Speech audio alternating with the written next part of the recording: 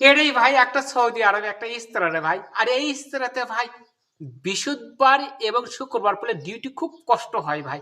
চা বানাও, গাওয়া বানাও, ওদেরকে খানা দাও, এ করো ও করো, আবার এখানে সাফাই সুপাই সব কিছু দায়িত্ব রাখতে হয় ভাই।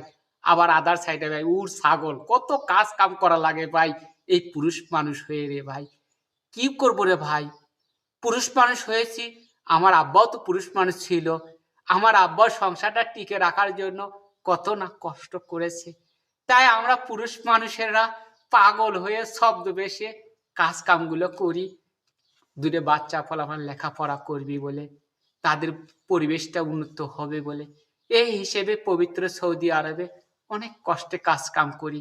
অথচ বাংলাদেশে কিছু কিছু বৌজিরা আছে, শাশুড়ির এক গ্লাস পানি দিবে, শাশুড়িকে এক কাপ চা দিবে, মনটা পেক্ষুল উঠে যাইতেছে।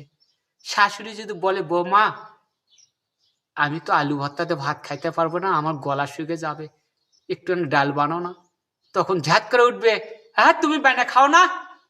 ওই সকল বৌজিদেরকে বলতেছি, সত্য মোটো না কিছু চাইছে শাশুড়ি খাইতে, যদি আপনার কষ্ট লাগে একটু বানিয়ে দিবেন, দেখবেন আল্লাহ আপনার প্রতি সন্তুষ্ট হবে, গ্রামবাসীর প্রতিও আপনার সন্তুষ্ট থাকবে। আপনি এমন ভাবে চলাফেরা করবেন গ্রামবাসীর যেন আপনাকে ভালোবাসে, আল্লাহ যেন আপনার প্রতি সন্তুষ্ট থাকে। এই কথাগুলো আমার কথা না, এই কথাগুলো আমার বাবার কথা।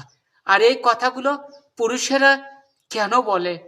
পুরুষেরা চায় যে একটা বাড়ির সম্মান, নারীর সম্মান।